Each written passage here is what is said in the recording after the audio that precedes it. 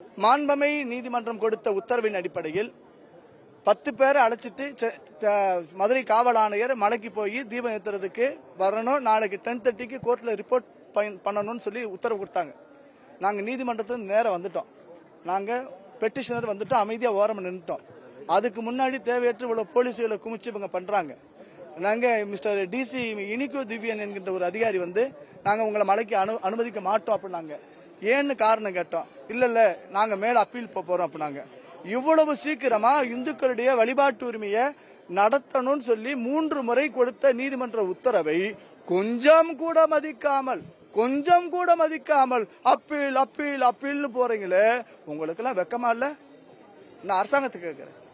ஒரு தீபம், ஒரு திரி, 100 மில்லி நெய் ஒத்த திரி எரிஞ்சா உங்களுக்கு என்ன குடியா மூலிகை போயிருப்போது? நாங்க மாநகர காவல் ஆணையர் அவர் வந்து சொல்லணும்னு நாங்க சொன்னோம். ஏன்னா நாங்க அவர்கிட்ட பேச்சுவார்த்தை நடத்த வரல, மலைக்கு எங்களை கூட்டு போகணும்னு சொல்லிருக்கேன். ஏன்னா நீ எந்த கோர்ட்டு உத்தரவு மதிக்கல, நீங்க அட்லீஸ்ட் வந்து பேசவாது செய்யலாம்ல. அப்ப பேச முடியாத அளவுக்கு இருக்கிறாருன்னு அவர் ஐ ஆம் வெரி பிஸி அப்படின்னு எங்க வடிவேல் சார் சொல்ற மாதிரி நான் நினைக்கிறேன். நாங்க அவருக்காக காத்திருந்தோம், எங்களை அழைச்சிட்டு போவாருன்னு நாங்க காத்திருந்தோம். அவர் வரலங்கிறத பதிவு செய்யறேன், எங்களை அழைச்சிட்டு போகலங்கிறத பதிவு செய்யறேன். சட்டத்தின் கோவிலாக இருக்கக்கூடிய நீதி கோவிலில் நான் மீண்டும் மீண்டும் கதவு தட்டுவேன். நீதிமன்றத்தில் அந்த நீதி கோவில் கதவை மீண்டும் மீண்டும் தட்டுவேன். ஏன்னா ஒரு பசு கண்ணுக்குட்டி செத்ததுக்கு மன்னன் வீட்டுல மணி அடிச்சது. இப்ப இருக்கக்கூடிய ஆட்சியில போய் மணி அடிச்சதுன்னா மணியை திருடுறோம், ஏன்னா மணியே இருக்காது. அப்படிப்பட்ட ஆட்சி நடக்குது. நான் நீதி கோயில நிச்சயமா நாடுறோம். உரிய உத்தரவு மீண்டும் மீண்டும் வரும். சுப்ரீம் கோர்ட் அடுத்த உத்தரவு கொடுத்தாலும் ஐயோ அந்த வகையை நாங்க உபயோக பண்ண மாட்டோம். அடுத்து திகேக்கு நீதிமன்றம் போனாலும் போவாங்க அவங்க. நான் பார்ப்பேன். இன்னைக்குங்க முக்கியமான நாளுங்க. நேற்று கார்த்திகை தீபம், பரணி தீபம், இன்னைக்கு சர்வாலய தீபம், நாளைக்கு பௌர்ணமி.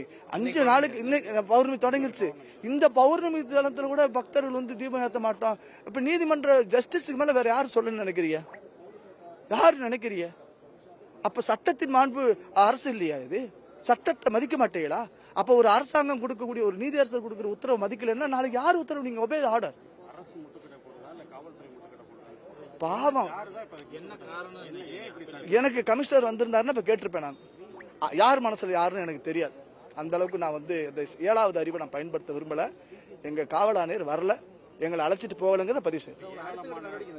ஐயா உங்கள்கிட்ட பேசிட்டு இருக்கேன். நீதி நாளைக்கு நீதி கதவை தட்டுவேன். அந்த கைதை வந்து நான் வன்மையா கண்டிக்கிறேன். அந்த கைதை நான் வன்மையா கண்டிக்கிறேன். ஒரு மாநில தலைவர் தன்னுடைய உரிமைக்காக வந்திருக்கிறார். பாஜக மாநில தலைவர் கைதை நான் வன்மையா கண்டிக்கிறேன். அதே நேரத்தில் நாங்க பெட்டிஷனர் நாங்க வந்து ஓரமா நின்னோம். காவல் ஆணையர் வருவாரு, எங்களை அழைச்சிட்டு போவாரு, மலைக்கு தீபம் ஏற்றுவோம். நாங்க வந்தோம். எங்களுடைய நம்பிக்கையில எரிய விடல, தண்ணி ஊத்திட்டாரு. அதனால நாங்க நீதி கோயிலை மீண்டும் மீண்டும் தட்டுவேன். நான் ஒரு ஊர் சுத்தி சார், எங்க வேணாலும் சோறு பிச்சை தின்ட்டு போயிருவேன். எனக்கு முருகன் சோறு போடுவான். 4 வீட்டு கதவு தட்டுனா எனக்கு கொடுத்துருவேன் சோறு. அதெல்லாம் ஒண்ணும் இல்ல. எளிய மகன் நானு. நிச்சயமாக இந்த மலையில தீபம் ஏத்தாம நான் விட போறது கிடையாது. சட்டத்து அதாவது ஐயா, நீங்க நம்ம கோயிலுக்கு உரிமைக்கு எந்த ஊர்லயும் இல்லாத அளவுக்கு பாத்தீங்கன்னா அறநிலையத்துறை, இந்து சமய அறநிலையத்துறை பிற சமய அறநிலையத்துறை மாதிரி செயல்படுது. எங்கேயாவது அவன் உரிமையை நிலைநாட்டுறதுக்கு விட்டுட்டு அப்பீல் ஓடுவானா? பண்ணுதே.